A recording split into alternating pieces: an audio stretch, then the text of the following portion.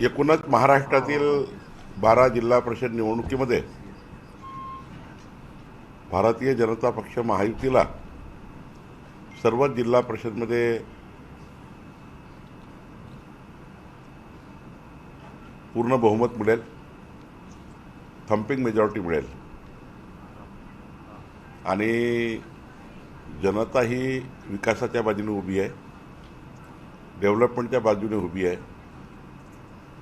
परवा जो प्रधानमंत्री मोदीजींनी अर्थसंकल्प दिला केंद्र सरकारने, त्या अर्थसंकल्पातनं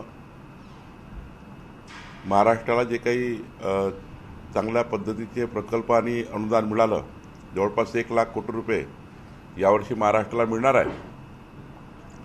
यातनं एक सकारात्मक संदेशसुद्धा जनतेमध्ये आहे। खास करून मराठवाड्याच्या 4 जिल्हा परिषदेमध्ये धाराशिव, लातूर, परभणी आणि संभाजीनगर याही जिल्हा परिषदमध्ये आम्हाला थम्पिंग मेजॉरिटी मिळेल, कारण मराठवाड्याची जनता ही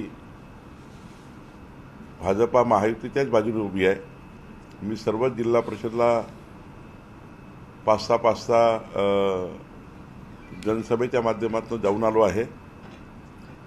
परवा मी परभणी, लातूर, धाराशिव आणि आज संभाजीनगर जनतेमध्ये एक उत्साह आहे की देवेंद्र फडणवीस सरकार हे आमच्या कल्याणाकरता काम करता आहे, मोदीचं सरकार काम करतं आहे आणि जिल्हा परिषदमध्ये जर महायुतीचं जर त्या ठिकाणी अध्यक्ष आले, जिल्हा परिषदमध्ये जर महायुतीचे संख्याबळ आलं तर नक्कीच केंद्र आणि राज्य सरकारच्या योजनेचा फायदा मराठवाड्याच्या जनतेला मिळेल, जिल्ह्याच्या जनतेला मिळेल असा विश्वास साधारणतः जनतेमध्ये आहे।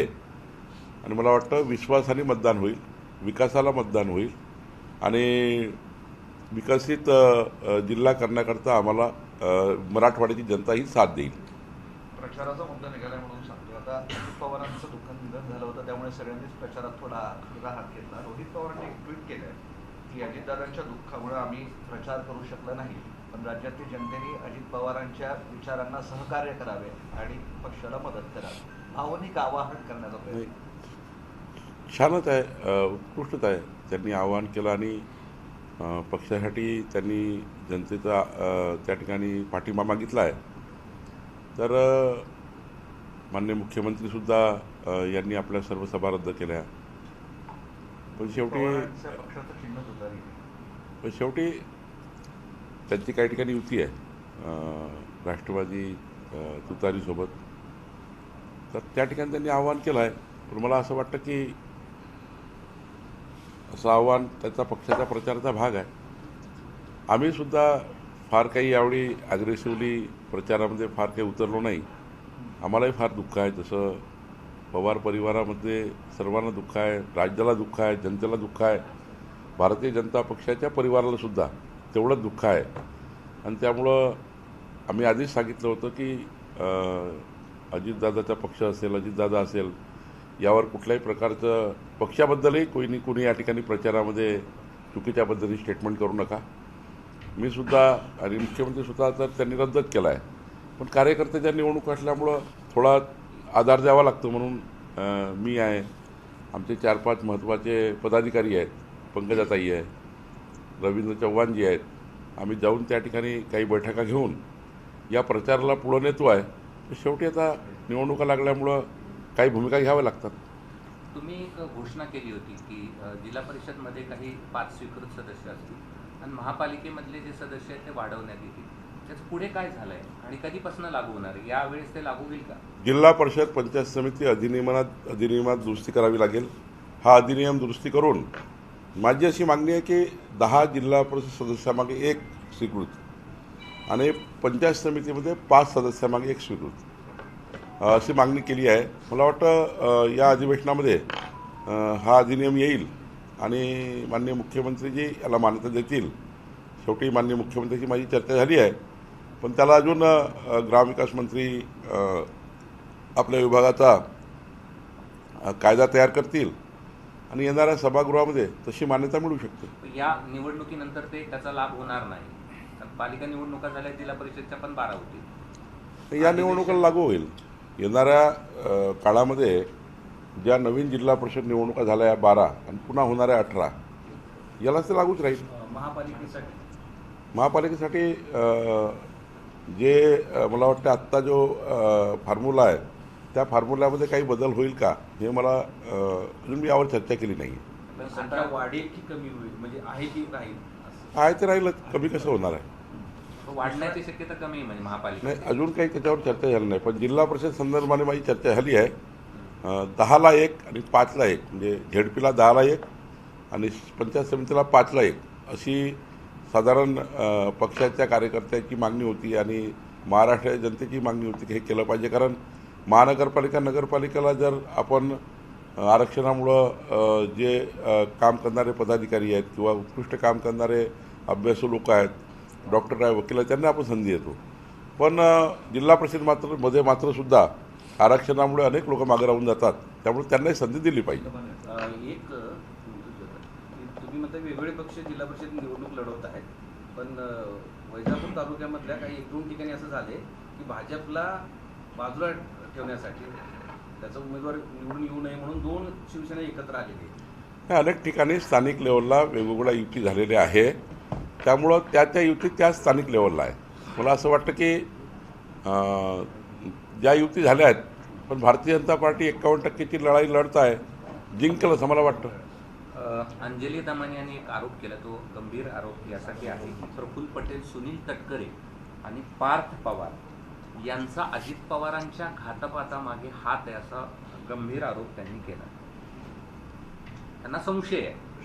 नाही, मला असं वाटतं की महाराष्ट्राचे संस्कार संस्कृती याचा विचार केला तर असा घातपात होईल का माझ्या हृदयालाही पटत नाही, मनालाही पटत नाही. त्यामुळं त्यांच्यावर काय बोलावं मला कळत नाही. पुण्याच्या त्या घोटाळ्याप्रमाणे, जमीन घोटाळ्याप्रमाणे पार्थ पवार यांना क्लीन शीट दिली आहे. सगळं सखोल चौकशी होणार. आजच्या लोकसत्तामध्ये आलेली बातमी निराधार आहे. अजूनही कुठलाही रिपोर्ट सरकारकडे आला नाही. उलट 8 दिवसाची मुदतवाढ समितीने मागितली आहे, ती आज मी देणार आहे. कारण या समितीने जिल्हा परिषदेच्या निवडणुका विचारात घेता आणि त्यांच्याकडे जे काही 9 तारखेपर्यंत निकाल आहे या निकालाची पार्श्वभूमी आणि ते काही मनुष्यबळ वगैरे विचारात घेता 8 दिवसाची मुदतवाढ या समितीला आम्ही देणार आहोत. पार्थ पवारांना क्लीन शीट नाही आत्तापर्यंत अहवालच नाही. अहवाल सरकारकडे आलाच नाही. त्यामुळं कशा बातम्या येतात, कसं लोकांना कन्फ्यूज करतात. मीडियानं सुद्धा माझी विनंती आहे की अशा गंभीर प्रकरणामध्ये अशा प्रकारचे लेख देऊन किंवा बातम्या देऊन जनतेला कन्फ्यूज करू नये किंवा जनतेच्या मनात संभ्रम निर्माण करू नये अशी विनंती मीडियाला सुद्धा माझी आहे. त्याची चौकशी कधीपर्यंत पूर्ण होईल? 8 दिवसाच्या आतमध्ये अंतिम अहवाल माझ्याकडे येणार आहे. एक नाशिकचं पण असंच जमीनचं प्रकरण होतं, गायरान जमीन. तुम्ही चौकशीचे आदेश दिले होते. गायरान जमिनीची चौकशी विभागीय आयुक्त करतायत, त्याचाही रिपोर्ट आमच्याकडे येणार आहे. आता सगळ्यांबरोबर महापालिकेच्या महापौरांच्या संदर्भात जोरदार चर्चा सुरू आहे. तुम्ही आता इथे संभाजीनगरमध्ये आहात. मला असं कळतंय की एकमत होतच नाही स्थानिक नेत्यांचं. नाही, स्थानिक नेत्याचं एकमत जरी नसेल पण काही अडचणी नाही आहे. 2-3 नावं शॉर्टलिस्टेड केले आहे आणि त्यांनी ते प्रस्ताव माननीय अध्यक्ष रवींद्र चव्हाणजीकडे पाठवला आहे. आज संध्याकाळी स्टेट कोर कमिटीची बैठक होईल आणि या कोर कमिटीच्या बैठकीमध्ये आमचे अध्यक्ष आणि माननीय मुख्यमंत्री निर्णय घेतील. फार वाद नाही आहे. आपल्या 2-3च नावं त्या ठिकाणी आहे. नाही, पण नावही येत नाही ना. आणि प्रत्येकच ठिकाणी सुरू आहे. आता मुंबईत तुम्ही महापौरपद मागितलं, आता असं कळतं की महापौरपद पण तुम्हाला हवं अशी माहिती येते. तर प्रत्येक ठिकाणी अडचणी आहे. नाही, काही अडचण नाही. संभाजीनगरला तर बिलकुल अडचण नाही. पण सर, उद्या उमेदवारी अर्ज दाखल करायचा शेवटचा दिवस आहे, तर असंही चर्चा आहे की निर्णय 3 मिनिटाच्या वरचा नाही आहे. जे काही 4-5 नावं असतील त्या सगळ्यांना निर्णय घ्यायला 5 मिनिटाच्या वर लागणार नाही. संध्याकाळी मुख्यमंत्री काल नव्हते, माननीय अध्यक्षाकडे नाव पाठवलेले आहेत, रवींद्र चव्हाणजीकडे नाव पाठवलेले आहेत. संध्याकाळी मी मुख्यमंत्रीजी, रवींद्र चव्हाणजी, आमचे 2-3 कोर कमिटीमधील महत्त्वाचे पदाधिकारी बसतील आणि निर्णय करतील. प्रश्न असा आहे की सर, उद्या अर्ज दाखल करायचा शेवटचा दिवस असल्यामुळं जे इच्छुक आहेत त्या सगळ्यांनी 4-5 जणांनी उमेदवारी अर्ज दाखल करावा आणि शेवटच्या दिवशी आपण पुन्हा हे करायचं असंही चर्चा आहे की निवडणुकीचा फॉर्म भरायला अजून 30 तास वेळ आहे. 30 तास. निर्णय 5 मिनिटाचा आहे. त्यामुळं योग्य निर्णय होईल, योग्य वेळी होईल आणि 30 तासाच्या आत फॉर्म जो आहे उपमहापौर शिवसेनेला देणार आहे तिथे का ही नाही? चर्चा सुरू आहे. आज अंतिम होईल सायंकाळी. माननीय मुख्यमंत्रीजी आणि अध्यक्षजी बसतील आणि आम्ही अंतिम करू संध्याकाळी. MIMचे इम्पॅक्ट असं म्हणतायत की काही होऊ शकतं. जसं मालेगावला भाजप शिवसेनेला सत्तेवर ठेवण्यासाठी आम्ही काही कुणाबरोबर जाऊ शकतो ते असं बोलताना म्हणाले की शिवसेनेत सुद्धा काही सांगता येते चर्चा सुरू आहे. त्यांनी चर्चा खुशाल करावी, पण दिवसांनी स्वप्न बघू नये. दिवसांनी स्वप्न बघू नये काही महापौर बनण्याचे वगैरे. ते मुंबईबाबत झालंय का बघा ते? आम्हाला असं कळतंय की आता उपमहापौर पण भाजपलाच हवंय तिथे. असं आहे की जेव्हा आम्ही युतीमध्ये लढलो आहे तर युतीचा विचार करूनच पदाधिकाऱ्याचं वाटप होणार आहे. आज नवी मुंबईमध्ये सुद्धा निवडणुका आहेत महापौर पदाच्या. तिथे काय चित्र आहे? तिथे मला वाटतं की तिथे तर भारतीय जनता पार्टी वेगळी लढली आहे. त्यामुळं ज्या ठिकाणी वेगळी भाजपा लढली आहे 14 ठिकाणी साधारण, त्या ठिकाणी काही ठिकाणी महायुती होते आहे पदाधिकारी बसवण्यामध्ये. ज्या ठिकाणी महायुती नव्हतीच त्या ठिकाणी भारतीय जनता पार्टी निर्णय करत आहे. पण ज्या ठिकाणी महायुती आहे तिथंच मॅन्डेटरी निर्णय आहे, तिथे भाजप सेनाच बसणार आहे. मुंबईमध्ये उद्धव ठाकरेंचा जो पक्ष आहे तो महापौर पदासाठी अर्ज भरतोय. ते आपले मतं घेतील आणि बाजूला होतील. त्यांचे मतं त्यांना घ्यावे लागतील. राजकारणामध्ये निवडणुका लढाव्या लागतात, नाहीतर त्यांचे मतं आहेत ते कुठं जातील. त्यांना संभ्रम तयार होईल कोणाला मतं द्यायचे. त्यामुळे आपले मतं घेण्याकरता आपल्याला तर आपला माणूस लढवा लागतो. काळजी अशी घेत आहे की नगरसेवकांनाही आम्हाला सांगितल्याशिवाय कुठे जाऊ नका, कुठे फिरू नका, अशा पद्धतीचे त्यांनी नगरसेवकांना सांगू. ठीक आहे, त्यांचे नगरसेवक सांभाळणे त्यांची जबाबदारी आहे. मला आशा आहे की आमदार सांभाळले नाही किमान नगरसेवक सांभाळतील. चंद्रपुरात लॉटरी लागेल असं चित्र दिसते. चंद्रपूरमध्ये काही होऊ शकतं. म्हणजे काय कसं तिथे भारतीय जनता पार्टी महापौर लढवणार आहे किंवा आमची जे महायुती होईल त्या महायुतीमध्ये जर आमची चर्चा झाली, म्हणजे महायुतीपेक्षा जर आम्हाला कोणी बाहेरून पाठिंबा दिला किंवा आम्हाला त्या ठिकाणी काही वेगळं चित्र तयार झालं, एखाद्या वेळी आम्ही मागे पुढं काय करायचं तो तिथे स्थानिक मान्य सुधीर मुनगंटीवार आहे, जोरगेवार आहे, त्यांना अधिकार दिले आहेत. मुनगंटीवारजी जोरगेवारजी जे निर्णय घेतील आम्हाला मान्य आहे. उद्धव ठाकरे मान्य आहे तुम्हाला तिथे? नाही, तिथे स्थानिक लेवलला काय घडतं चंद्रपूरमध्ये हे सुधीरभाऊ मुनगंटीवार आणि जोरगेवार यांना जबाबदारी दिली आहे. शेवटी मोठा पक्ष भाजप आहे. त्यामुळं तिथे जर कोणी आमच्याकडे आलं की महापौर बनवायचा आहे भाजपाला तर नाही तर कोणी म्हणणार नाही.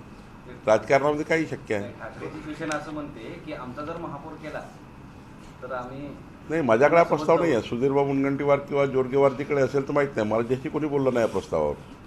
मुंबईमध्ये भाजपचा महापौर बसवणं म्हणजे महाराष्ट्रासाठी काळा दिवस असणार आहे असं संजय राऊत म्हणतात. ज्या जनतेने भारतीय जनता पक्षाला सर्वात मोठा पक्ष म्हणून मान्यता दिली आहे आणि मतदान केलं आहे त्यांचा अपमान करत आहे संजय राऊत. जनतेने मॅन्डेट दिला आहे. मॅन्डेटच्या विरुद्ध जाऊन बोलणं योग्य नाही लोकशाहीमध्ये. संजय राऊत लोकशाहीच्या विरुद्ध बोलतात. एक इंटरेस्टिंग मागणी भाजपच्या एका मंत्र्याने केलेली आहे. खरं तर राखीव वनक्षेत्र, वन्यजीव अभयारण्य, व्याघ्र प्रकल्प इथे मांसाहाराला दारू पिण्याला बंदी होती असा निर्णय सरकारने घेतला. दारूचं ठीक आहे, आता ते म्हणतात की अशा ठिकाणी मांसाहार सुरू करा असं एक पत्र सरकारला दिलंय. खासगी गेस्ट हाऊस पुढे जात आहे, हे सगळं विकून आणि आपण मागे पडतोय असा दावा आहे त्यांचा. जयस्वाल यांनी दिला. आशिष जयस्वाल तर आशिष जयस्वाल यांनी बऱ्यापैकी फॉरेस्ट क्षेत्रामध्ये 20-25 वर्षापासून काम केलं आहे.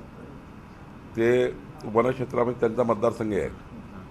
तिथे मोठ्या प्रमाणे पेचमध्ये त्यांच्या तोतलाडो परिसरामध्ये मोठ्या प्रमाणावर रेस्ट हाऊस आहे, खाजगी रेस्ट हाऊस आहे, हॉटेल्स आहे, काही गव्हर्नमेंट रेस्ट हाऊस आहे. तर गव्हर्नमेंट रेस्ट हाऊसला साधारणतः बंदी केलेली आहे, पण खाजगी रेस्ट हाऊसला सर्व चालू आहे.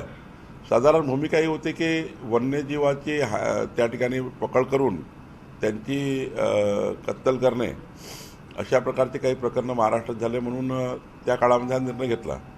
पण बाहेरून समजा जे अधिकृत मांसाहार करणारे जे हे आहे तिथे जर तो मांसाहार होत असेल तर त्यांनी तशी मागणी केली असेल, पण वन्यजीवांचा प्राण घेणे किंवा वन्यजीव मांसाहाराकरता मारणे हे काही योग्य होणार नाही. ज्या वन्य क्षेत्रामध्ये असे गेस्ट हाऊस आहे किंवा ज्या वन्य क्षेत्रामध्ये असे रिसोर्ट आहे, प्रायव्हेट रिसोर्ट, त्या रिसोर्टला अशी अधिकार नाही आहे. पण बाहेरून समजा आता हॉटेलमध्ये मासे आहे, फिश आहे, आपल्या त्या ठिकाणी जे आपण खाद्यामध्ये मांसाहार वापरतो तो जर तिथे अलाव असेल तर मला वाटतं त्याला काही अडचण नाही आहे. लाडक्या बहिणींचे KYC-मुळे 3 महिन्यांपासून त्यांना पैसे मिळाले नाहीत, त्यामुळे ते नाराज आहेत आणि ते एकत्र मिळतील अशा अपेक्षा नाही. आता मला वाटतं की सर्वच पैसे मार्चच्या आधी मिळतील. 31 मार्चच्या डिस्बर्समेंट करावंच लागतं पूर्ण. मागच्या बजेटमध्ये जे काही बजेट अमाऊंट झाला आहे लाडक्या बहिणीच्या अकाउंटमध्ये त्याला संपूर्ण सोडावंच लागतं. 31 मार्चला आम्ही पार करू शकत नाही.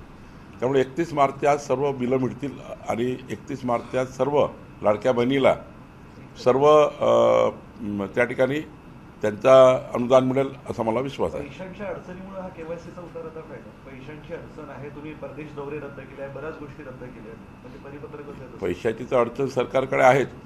शेवटी इतका मोठा हा क्वांटम आहे, 2.5 कोटी लाडक्या बहिणींना इतका मोठा पैसा अरेंज करणे तर प्रत्येक महिन्याला कधी कधी होत नाही तर 3 महिने, पण 3 महिन्याचा क्वांटम आम्ही पूर्ण करणार. शेवटी ज्या आमच्या लाडक्या बहिणीला आम्ही शब्द दिला आहे की महाराष्ट्रात काही झालं चालेल, पण लाडक्या बहिणीचा जो आम्ही त्यांच्या शेवटी हा पैसा कुठे जातो?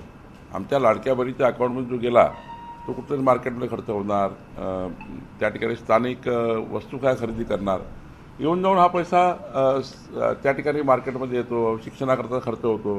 शेवटी महाराष्ट्राच्या मजबूतीकरता हा पैसा खर्च होतो. फक्त प्रत्येक महिन्याला कधी कधी अरेंज होऊ शकत नाही म्हणून 2 महिने 3 महिने असं सरकार करतं. पण मला असं वाटतं की 31 मार्चच्याच हे पैसे द्यावेच लागतील. ते देणं बंधनकारकच आहे आणि ते मिळतीलच. ही आर्थिक अडचण दूर करायचा प्रश्न आव्हान असणारच आहे. आर्थिक अडचण जी म्हणताय तुम्ही महाराष्ट्रासमोर असलेली आर्थिक अडचण ही दूर करायचं आव्हान तुमच्यासमोर असणार आहे. नाही, आव्हान आहे पण आम्ही त्यातला मार्गही काढला आहे. आव्हान आहे पण माननीय मुख्यमंत्री देवेंद्र फडणवीसजी यांनी मार्ग काढलेला आहे. आम्ही लाडक्या बहिणीला संपूर्ण निधी देऊन आमचं सरकार स्टेबल आणि विकास जे आम्ही संकल्पित केला आहे त्या विकासालाही पैसे राहतील आणि लाडक्या बहिणीला पैसे राहतील अशी योजना नियोजन देवेंद्र फडणवीसांनी केलं आहे. असं की काल मुंबई पुणे हायवे जो होता पूर्ण जाम होता, काही तास जाम होता, 30 तास. पण त्याच्यात अशी गोष्ट लक्षात आली की टोल वसुलीसाठी फक्त पुढे वाहनं सोडत गेले आणि तो पुढे लोकांना त्रास झाला. फक्त टोल मिळावा म्हणून टोल नाक्यावरनं ही वाहनं पुढे सोडण्यात आली. नाही, मला वाटतं काही याच्यात मिसमॅनेजमेंट झालं असेल तर आमचे SCSला आज मी सांगून बघेल की बाबा काय मिसमॅनेजमेंटला चेक करा. सर 36 तास एखादा हायवे बंद असतो आणि आपल्याकडे काही दुसरा प्लान बी नाही. खूप कडाडून टीका होते. राज ठाकरे बोलले, सगळेच विरोधी पक्ष बोलत आहेत, नियोजनच नाही, पट्ट्या बोलत. कालच्या घटनेत काय झालं, कुठल्या घटनेमुळे झालं, काय झालं एकदा तपासून बघायला लागेल. आता त्यांनी टीका केली आहे किंवा ठीक आहे त्यांचं कामच आहे टीका करणे, पण काय असं अचानक काय झालं की ज्यातनं असा असंतोष निर्माण झाला, असं अचानक काय झालं, कसं मिसमॅनेजमेंट झालं हे तपासून त्या ठिकाणी मला सांगावं लागेल, कारण मी हे तपासलं नाही आहे. चौकशी केली पाहिजे. टोल वसुलीसाठी फक्त वाहनं सोडली का ते चेक करणं. जर इतका किवास निर्माण केला आहे एखाद्या मिसमॅनेजमेंटमुळं असा किवास निर्माण झाला, इतक्या लोकांना भोगावं लागतं, अशी चौकशी तर केलीच पाहिजे. ABP माझा, उघडा डोळे बघा नीट.